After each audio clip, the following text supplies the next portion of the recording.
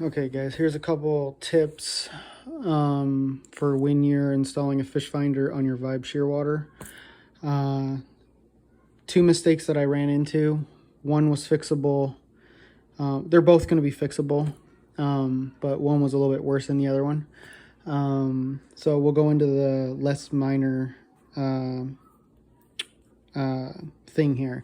If you're planning on doing a fish finder with a transducer on the bottom, one of the mistakes that I made was I originally put this down here. I originally installed this bracket here, and I had it up here, so I had this further back. This was sitting back here, and so what happened was this moved back this way. And so when I went to install this on my kayak, this cord very slightly right here, it was just hitting right here. I'd set it into the kayak and it didn't want to seat down fully.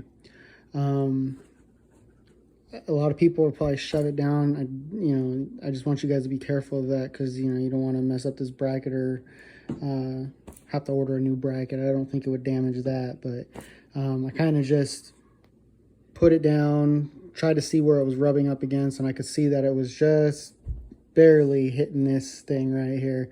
So basically I just loosened these up, push this all the way forward, tighten these up, and it's actually working out better this way than it was further back anyways.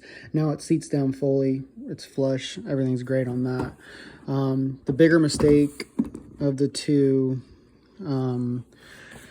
was this right here.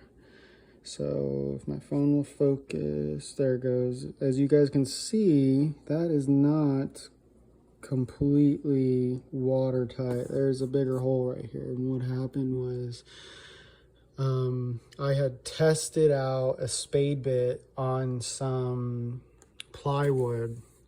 I wanted to make sure the hole was going to be perfect and everything was going to be good on it. So I took a spade bit, went outside, had a Makita drill, smaller subcompact drill, started drilling into the plywood, and there was a lot of torque, so it was twisting real hard. So I was like, okay, I'm going to go out and I'm going to get my drill that has a handle on it. It's a high-speed drill. It's corded.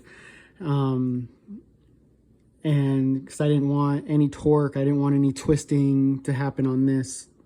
I didn't want any mistakes. So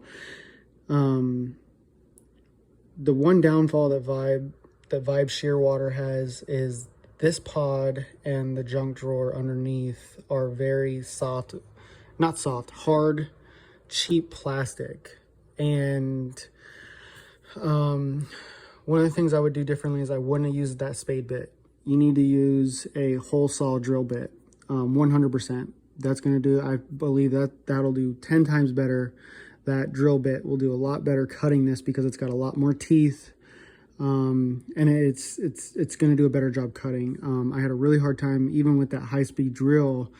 It was going so fast, and once it hit those two bits that are spinning like this, it made a loud noise and it did not cut a clean hole. So that's why I have those openings there.